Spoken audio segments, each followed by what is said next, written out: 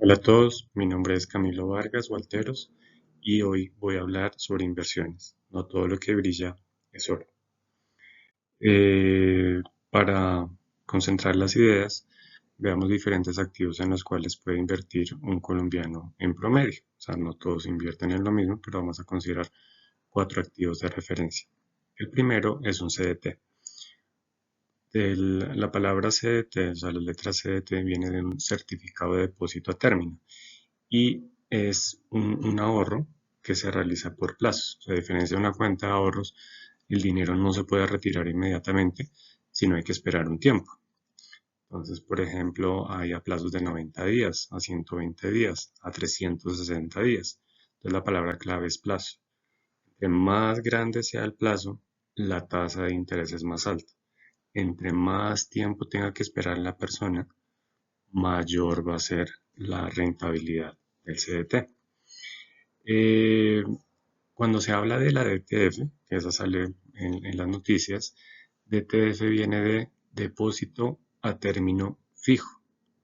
Es porque es un plazo fijo. Si ya dijimos o es 90 o es 120, es un plazo fijo.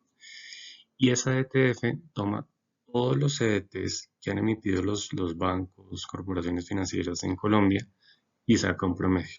O sea, la persona va, le da una plata al banco, el banco le da un certificado de depósito a término, pues que ahora es electrónico, antes era en físico, y se saca un promedio de todos los CDTs que emitieron los bancos. A eso se le llama la tasa DTF, es una tasa de referencia.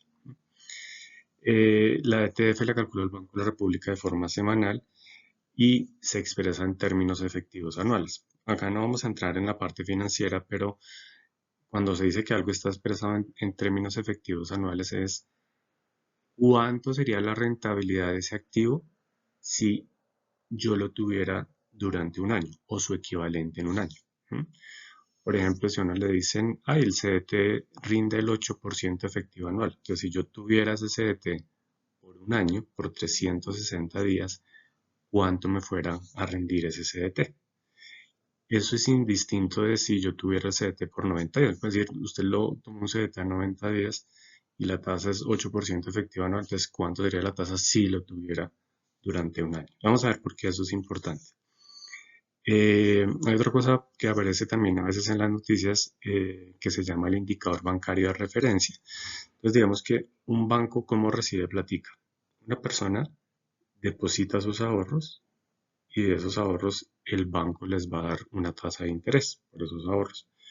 La otra opción es que entre los bancos ellos mismos se presten plata. Esa tasa de interés es diferente y se llama un indicador bancario de referencia. Entonces es la tasa, por ejemplo, a la que Bancolombia le presta plata a la vivienda. Sí, es un indicador bancario de referencia, es el promedio de todas las tasas entre los bancos. Hay otro muy parecido que se llama la tasa interbancaria, TIB, la que está más abajito.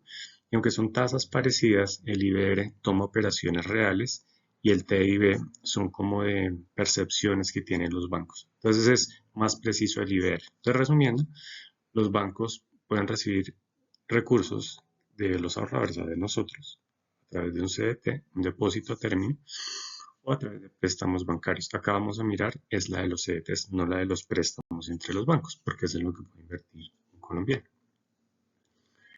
Eh, Comparemos cómo le ha ido a la DTF, o sea, esa tasa promedio de los CDTs con la inflación. Entonces, en esta gráfica, voy a colocar acá un marcador, miren acá este láser. La tasa azul, este azul que está acá es la tasa del DTF, la línea negra es la inflación y observen que siempre la DTF, pues salvo periodos muy raros, está por encima de la inflación. ¿Por qué es importante comparar los CDTs con la inflación? Porque cuando un activo está por debajo de la inflación, lo que nos está diciendo eso es que es mejor tener efectivo, es mejor tener billetes y monedas. ¿Por qué? Porque básicamente la inflación deteriora el poder del dinero, o sea, va perdiendo valor el dinero. Entonces siempre es importante preguntarnos, ¿ese activo me está rindiendo por encima o por debajo de la inflación? Entonces, en la mayoría de los casos, pues observen que de acuerdo a la gráfica, la DTF está por encima de la inflación. Hubo periodos en los que no. Por ejemplo, acá junio de 1993, perdón, un poquito más hacia la izquierda, acá me quedó corrido, este de acá, quiero decir, por allá entre 1991 y 1993, pueden haber muchos motivos, puede ser que, no sé, los bancos no necesitaran tantos recursos y bajaran las tasas de interés, incluso por debajo de la inflación, las tasas de los CDTs. Miren, por ejemplo, este de acá en 2016, acá pudo haber sido que la inflación hubiera sido muy alta, pues para las expectativas o lo que se creía que eran, y cogió por sorpresa a los bancos y tenían la tasa de los CDTs por debajo. Y miren acá, cuando también de pronto fue otra sorpresa inflacionaria entre 2020 y 2022, observen que la inflación estuvo un poquito por encima que la de los DTF. Acá, bueno, acá es esta corrección, pero fueron periodos puntuales. Si quedamos ahí, de pronto hubiera sido mejor tener efectivo en vez de haber adquirido un certificado de depósito a término. La ETF, como dice ahí, la estamos tomando a final de mes. La inflación es mensual. Otro activo muy utilizado que adquieren los colombianos es el dólar, o sea, que van a la casa de cambio, por ejemplo. Y básicamente es importante tener claro los siguientes conceptos. Cuando el dólar sube de precio, o sea, por ejemplo, cuando pasa la TRM de, no sé, 3.500 a 4.000, quien tiene dólares gana. Porque cuando vaya a cambiar esos dólares a pesos, va a recibir más pesos por el mismo dólar. A eso se le llama una devaluación. Entonces, ante devaluaciones, gana quien tiene dólares. Pero si yo tengo dólares y el precio del dólar cae, si o sea, va bajando, en ese caso hablamos de una revaluación y quien tiene dólares va a perder plata, porque ese dólar lo va a poder cambiar por menos pesos. Si esos dólares los compro, no sé, a 4.000 pesos por dólar y después la tasa de cambio pasa de 3.500, pues perdió 500 pesos por cada dólar invertido. En Colombia, desde el 2000, después de esa famosa crisis de 1999, se utiliza un régimen flexible. ¿Qué quiere decir eso? Que el Banco de la República, salvo contadas excepciones, no va a comprar ni vender dólares en el mercado cambiario. Y la gente puede comprar y vender libremente, los bancos, las personas, puede ir a una casa de cambio y alguien dirá, pero pues si siempre ha sido así. No, resulta que no. Por ejemplo, antes del 91 más o menos en Colombia, el Banco de la República regulaba fuertemente el dólar. Era un mercado muy regulado. O sea, estaba muy restringido quién podía tener dólares y quién no podía tener esos dólares. En los 90 se dio una transición a través de las bandas cambiarias y después de la crisis del 99 sí se liberalizó por completo ese mercado. Pero antes era difícil, antes de los 90 era difícil conseguir los dólares. Entonces por eso es importante mencionar esa fecha del 2000 y el régimen flexible.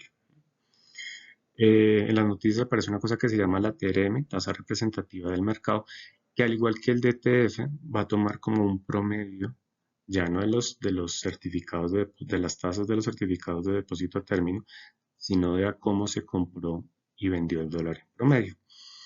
Esas transacciones son spot, quiere decir spot es en el momento. Sí, es como cuando uno va a la casa de cambios, es spot, es el hoy. Y no unas cosas más sofisticadas que se llaman futuros. ¿Verdad? Que yo voy a comprar dólares a un mes, bajar la tasa fija, esas cosas no entran en ese cálculo, solamente es el dólar de hoy. Y solamente se incluyen las operaciones que se realizan en el CETFX. Es una plataforma que pues, generalmente usa el sistema financiero. Entonces, generalmente en esa plataforma no es cuando uno va a la casa de cambio y cambia dólares y dice, ay, compré y vendí a tanto, sino ya es cosas de transacciones más grandes, ¿sí? Por ejemplo, el sistema financiero. Y generalmente la TRM que está vigente hoy es de las operaciones del día hábil anterior. Por ejemplo, hoy es jueves, la TRM de hoy es del promedio de las operaciones que se realizaron ayer miércoles, por ejemplo. Otra cosa que puede invertir un colombiano es una vivienda. El Banco de la República calcula el índice de precios de la vivienda usada, que se calcula a partir de los avalúos de las viviendas hipotecadas. En Colombia no hay cifras, pero en Estados Unidos más o menos el 80% del mercado inmobiliario es vivienda usada y el 20% restante es vivienda nueva. No es un porcentaje fijo. ¿Por qué? Porque, por ejemplo, cuando el sector construcción está en auge, se tienden a construir más viviendas y las viviendas nuevas tienden a pesar más dentro de ese total. No mucho más, pero más. Y cuando el sector construcción está en recesión pasa lo contrario. Las viviendas nuevas pesan menos dentro del total de viviendas que tiene una economía. Entonces digamos que fluctúa, pero digamos que es 80-20. ¿Sí? Entonces vamos a mirar el 80% de las viviendas. Hay un 20% que es viviendas nuevas, eso no se está mirando en este indicador. Otra cosa también es el tema de los arriendos. Acá nos está mirando el tema de los arriendos. Para eso habría que mirar la inflación del tema de los arriendos que calcula el DANI, que eso tiene que ver con el arriendo, ¿cómo es que se llama eso? El arriendo imputado y el arriendo, se me va la paloma, pero son dos arriendos, el imputado y creo que es el efectivo. Pero bueno, pues eso, o sea, no incluimos arriendos, no incluimos el tema de las viviendas nuevas. ¿Quiénes suministran esa información para que el Banco de la República haga el cálculo de este indicador? Aquí están los bancos, Da Vivienda, BBVA, Adevillas, Bancolombia, Banco Social y Colpatria, que son los bancos que más emiten créditos hipotecarios. Esto es importante aclararlo, es un indicador promedio, al igual que la DTF y la TRM. O sea, esto no es que si una casa y un apartamento puntual subieron o bajaron de precio, sino es el agregado de viviendas en Colombia. Tampoco me está diciendo si está cara o barata la vivienda, simplemente me está diciendo si está subiendo de precio o si está bajando de precio, no más. Este índice arrancó principalmente con los inmuebles en Bogotá, Medellín y Cali, y en 2014 se incorporó Barranquilla, Bucaramanga, Cúcuta, Manizales, Neiva y Villavicencio, en una categoría que se llama Otras. Entonces igual pues me estaba apoyando en las diapositivas, ¿no? Incluye vivienda bis y no bis, que pues eso básicamente depende de los valores que tiene el inmueble. Si ya es más alto de cierto valor es no bis, y si está por debajo de cierto valor es bis, y pues eso depende de si va a recibir subsidios del gobierno y cosas de ese estilo. Pues quedó claro. Entonces, pues veamos datos para las viviendas y el dólar. Entonces, ¿cómo se construyó esta gráfica? El dólar yo sé que puede ser 3.500 pesos por dólar, 4.000, pero para que sea fácilmente comparable, lo vamos a reescalar en 100. ¿Qué quiere decir eso? Que en 1999, veamos que el dólar está en verdecito y está medido en el eje derecho vertical, en este de acá. Por ejemplo, quiere decir que la serie la arrancamos en 100, creo que estaba como en 1800, en 1990, entonces es como decir 1800 es igual a 100. ¿Sí? Entonces acá no podemos saber el valor puntual del dólar, aquí es que es 3.000, 4.000, 5.000, no, sino saber si subió o bajó el precio del dólar, si se devaluó o se revaluó. Y lo otro que hicimos acá es el índice de las viviendas, que es el que digamos que calculaba el Banco de la República, ¿no? Pero en términos nominales, sin quitarle el efecto de la inflación. Y yo sé, los economistas van a decir, pero es que hay que usarlo en términos reales. Sí, yo sé, yo sé. Pero para poder comparar todas las cosas en la misma canasta hay que trabajarlo en términos anuales. Entonces, ¿qué vemos de esta gráfica? Entonces, por ejemplo, veamos que de 1999 a 2003 habían que dar más pesos por el mismo dólar, o sea, se devaluó la tasa de cambio. Eso suena como al revés porque dice, pero se devalúa y cómo así que suba. Sí, porque el peso perdió valor frente al dólar.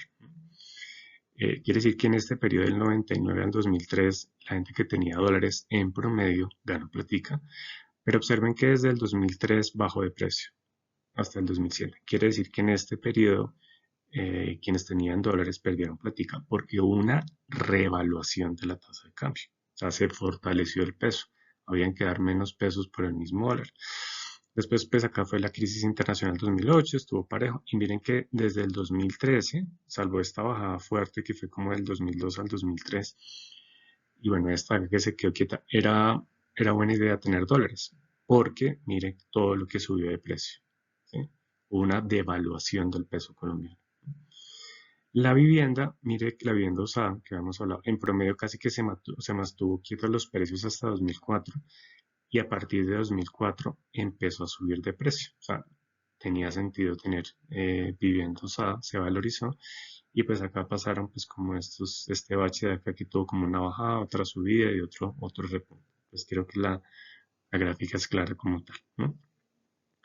¿En qué otra cosa podría invertir un colombiano? En acciones. Yo sé que hay muchas, pero pues vamos a tomar la que es referencia en Colombia, es la acción de Ecopetrol.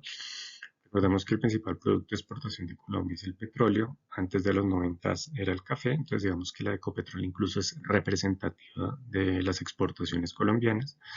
Ecopetrol emitió acciones en 2007 y en 2011. Esto es importante porque solo hay información de Ecopetrol desde el 2007, que fue desde cuando emitieron las acciones. Otra cosa importante es que tiene alta bursatilidad. ¿Qué quiere decir eso?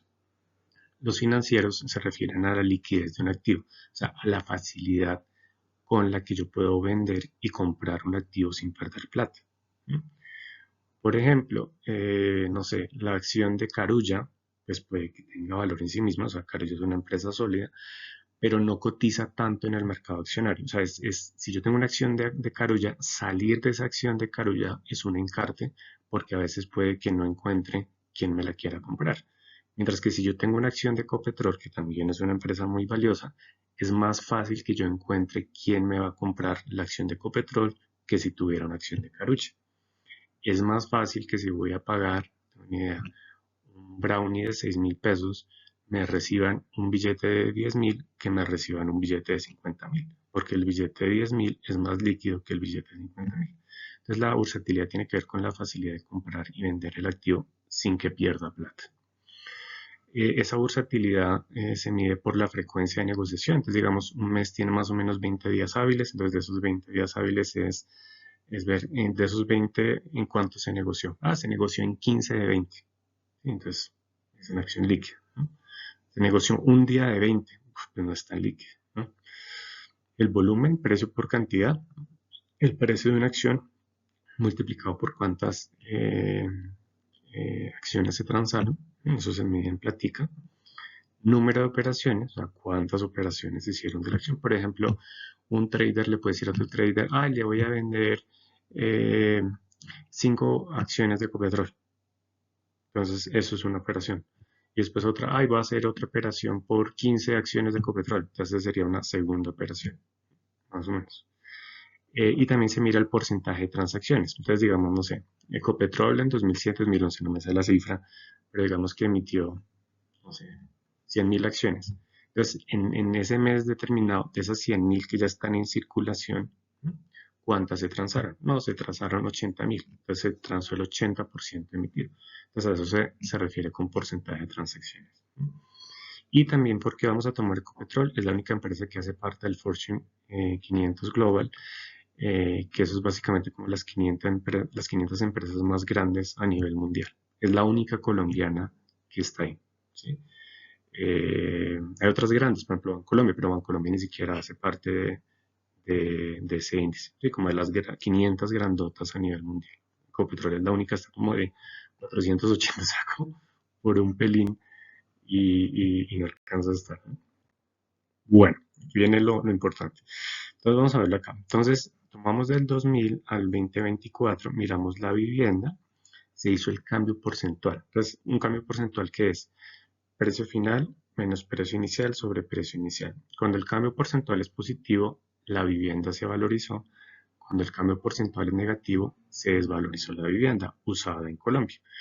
Observen, por ejemplo, que aquí está el 0% en la gráfica y observen, por ejemplo, que en 2001 y 2002 la vivienda usada cayó de precio en estos años. Es trimestral, ¿sí? O sea, cada 3 meses se va evaluando cómo se comportó el indicador. Probablemente después de la crisis del 99, tengo una idea, habían remates inmobiliarios, estaba un poquito inestable el precio de las viviendas, pero así como podían perder hasta el 4%, podían ganar hasta el 6%. Observe que después del 2003 mejora la situación, casi que la vivienda, cuando salvo contadas situaciones, toca terreno negativo, o sea, hubo desvalorizaciones. Esta de acá, el 2020, puede haber sido el tema de los encierros, se me ocurre. Y mire que 2023 y por acá, bueno, tuvieron fluctuaciones altísimas, ¿sí? Pero mire que de resto, o sea, de 2003 a 2019 generalmente la vivienda le fue bien, o sea, estuvo por encima del eje cero, ¿sí? O sea, estuvo en terreno positivo.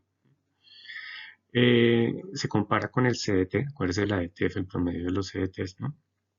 Que es esta línea azul, ¿sí? Observe que la línea azul nunca está por debajo del eje cero. O sea, si usted mete la plata en los CDTs, nunca va a perder plata. Puede que no gane tanto como la vivienda, efectivamente. Mire que la roja llega más arriba que el azul en ciertos momentos. Pero mire que al igual la roja a veces está por debajo del azul, ¿no? Y mire que la negra, que es la inflación, y la línea azul, se mueven al unísono, o sea, se mueven como en un baile. Cuando sube la inflación, tiende a subir la DTF, cuando baja la inflación, tiende a bajar la DTF. O sea, tienden a moverse de forma bastante similar, ¿vale? Entonces, conclusión, la vivienda a veces se desvaloriza, 2001, 2002, 2020, 2023, 2022. Rinde más que los CDTs, pero se mueve más. Si al que le gusta la montaña rusa, pues la vivienda sería una buena opción. Al que le gustan las cosas más calmaditas, como una caminata en un parque, pues el CDT es una mejor opción. Y miren que cuando se perdió plata, cuando ese activo estuvo por debajo de la inflación. Por ejemplo, mire, eh, a veces la roja estuvo por debajo de la negra, por estos momentos de acá. Y lo que les dije, no es frecuente, pero a veces los CDTs están por debajo de la inflación. Entonces hay que tenerlo en cuenta. Pero nunca pierden plata. O sea, nunca, si yo coloqué 100 pesos de CDT, voy a irme con menos de 100. Que eso es una propiedad interesante de ese activo. Ahora estamos mirando el dólar contra la inflación. Eso se observe. Voy a regresar un segundo. Mientras en la diapositiva anterior, eh, bueno, que se mueve más o menos entre el 8 y el menos 8. En el caso del dólar, si bien le va al dólar, puede ganar hasta un 25% trimestral, pero si le va mal, puede perder hasta un 15%. Entonces, al igual que la vivienda se mueve, pero se mueve mucho más que la vivienda. O sea, es una montaña rusa mucho más movida, si le gustan las cosas movidas. Y a veces el dólar estuvo por encima de la inflación, que es la línea negra, pero a veces el dólar estuvo por debajo de la inflación. Para sonar más técnico, cuando está por la parte positiva es las devaluaciones que les hablé, cuando el dólar se debilita, el peso se debilitaba frente al dólar, y cuando está en terrenos negativos, cuando habían revaluaciones, cuando el peso se fortalecía frente al dólar. La inflación es acumulada 3 meses. En esta diapositiva y en la anterior, lo que quiere decir que se toma, por ejemplo, la inflación de enero, febrero y marzo, y se toma ese dato. La inflación de abril, mayo y junio, y se toma ese dato. De julio, agosto y septiembre, y se toma ese dato. De la suma de octubre, noviembre y diciembre. ¿Y por qué tomó la inflación trimestral y no la inflación anual o mensual? Porque acuérdense que los CDTs, que es nuestro activo de referencia, generalmente se sacaban a 90 días. Entonces, si el CDT yo lo voy a tener durante 3 meses, para que pueda compararlo con el dólar y las viviendas y la inflación, pues todo tiene que estar trimestral. Peras con peras, manzanas con manzanas. Entonces todo está en términos trimestrales. Y si es trimestral, pues se toma al final del periodo. Entonces el dólar, conclusión, se mueve más que la vivienda y se mueve mucho más que el CDT, ¿no? Y a veces está por encima de la inflación y a veces está muy por debajo de la inflación, que es la línea negra. Conclusión, entonces se evaluó desde el 2000 al 2024. ¿Por qué no desde antes? Porque lo que les decía, Colombia inició un nuevo régimen cambiario desde el 2000, que es el de libre, bueno, flotación sucia, flexible, compra y ventas de libre mercado. Entonces se evaluó desde ahí. Salvo la acción de Ecopetrol, que solo hay datos desde el 2007, porque fue la primera emisión de acciones de Ecopetrol. Entonces veamos, como conclusión, el pasado no predice el futuro, eso es cierto. O sea, acá no estamos diciendo que es que esto es lo que va a pasar el siguiente año, los próximos años. No, no, o sea, el pasado no predice el futuro, pero sí da pistas. Sí, como alguien me enseñó, el pasado es un buen asesor. No predice el futuro, pero es un buen consejero. Entonces veamos, en CDT, el CDT, ¿cuántas veces estuvo por encima de la inflación? Un 68% de las veces. El 68% tenía sentido tener el CDT porque me rindió más que la inflación. En un 32% estuvo por debajo. Era mejor tener efectivo, billetes y monedas. ¿Cuántas veces perdí plata en un CDT? O sea, que hubiera metido 100 y me hubieran devuelto menos de 100. Nunca.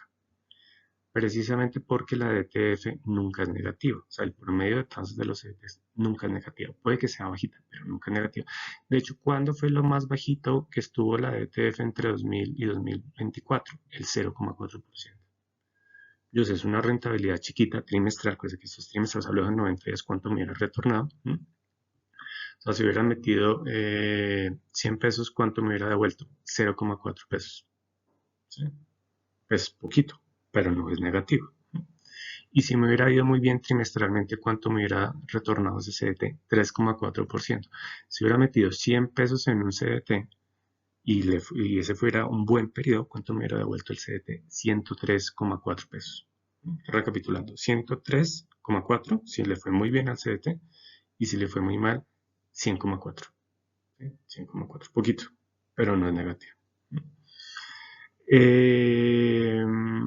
¿Cuándo le fue realmente mal al CDT en ese periodo analizado? 2021 y 2022 fueron malos periodos para el CDT.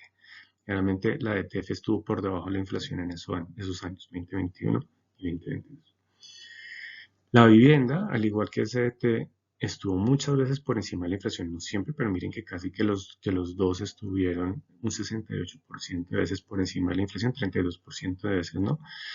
¿Cuántas veces un colombiano promedio hubiera perdido plata con la vivienda? Un 19%, o sea, la quinta parte de las veces. ¿Por qué? Porque la vivienda se puede desvalorizar. ¿Sí? La casa podía costar 100, por ejemplo, y después la casa costó el apartamento 90. ¿Sí? Entonces la vivienda sí puede tener veces perdidas, la del CDT no. La mejor rentabilidad trimestral de la vivienda fue del 8%, entonces si la casa del apartamento valía 100, en ese trimestre, por bien que le fuera, podría valer 108, por mal que le fuera, hubiera bajado a 96. ¿Listo? Entonces se mueve más que el CDT y con la inflación es muy parejo su rentabilidad, pero pues nunca se pierde. Perdón, en el CDT nunca se pierde, en la vivienda el 20% de las veces, el 19%. ¿Cuándo le fue mal a la vivienda? El 2022 fue un año realmente malo para la inversión en vivienda usada. Y contrario a lo que se cree, porque a veces uno piensa que el dólar es muy buena inversión, mire que el dólar cuántas veces estuvo por encima de la inflación, un 42% de las veces. Quiere decir que el otro 58% estuvo por debajo de la inflación. O sea, está incluso mucho peor que el CDT y una vivienda. ¿Cuántas veces se perdió plata? Se perdió plata un 45% de las veces, mire, mucho más de lo que se perdería en vivienda.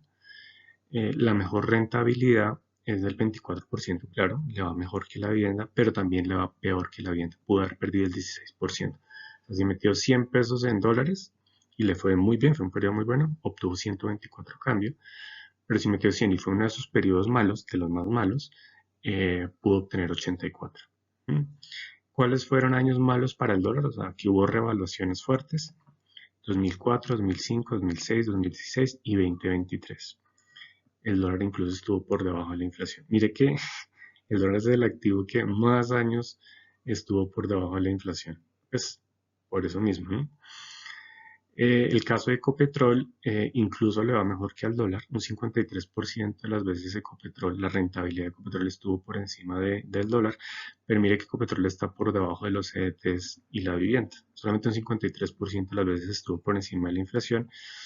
De 100 veces, ¿cuántas veces perdía plata en una acción de Ecopetrol? El 44%. Miren que en eso se parece al dólar. En el CDT nunca pierdo plata, en la vivienda un 20% de las veces, en Ecopetrol y el dólar un 45% de las veces, ¿no? Se parecen estos dos activos, ¿no? La mejor rentabilidad del Ecopetrol fue de 58%, o sea, si metí 100 pesos en una acción de Ecopetrol, me hubiera devuelto trimestralmente, o sea, a los 3 meses me hubiera devuelto 158 pesos. Pero también, si hubiera sido un momento malo de Ecopetrol del mercado accionario, me hubiera metido 100 y hubiéramos perdido, o sea, nos hubiera devuelto 57 pesos. Si hubiera sido fuerte el golpe, ¿no? Y hubo 2 años malos para Ecopetrol, 2014 y 2015, que curiosamente fue cuando el dólar se pegó la trepada. Sí, se te pegó la super trepada. Bueno, entonces eso era de lo que quería hablarles hoy. Y ya para cerrar, porque dije que no todo lo que brilla sobre, porque estaba mirando que DMG, no se acuerdan pues, de ese caso, eso fue como en el 2008, creo que fue en Colombia. Y toda la gente, ay, sí, va a meter la plata en DMG en Colombia, eso pues fue la locura, pues fue la super estafa, porque prometían rentabilidades entre el 50% y el 200% cada 2 meses. Incluso, miren, sería como la de Ecopetrol, pero, o sea, como dice uno, cuando es algo demasiado bueno, pues mírelo con cuidado. Sí, yo lo miraría con estos de acá, que son 4 activos de referencia en Colombia. Entonces, cuando le prometan mucha rentabilidad, pues pregúntese por qué es tan bueno, quién está haciendo eso, investigue, porque es que en Internet pues hay mucha especulación. Bueno, ahora sí, dejamos hasta acá, que estén bien. Hasta luego.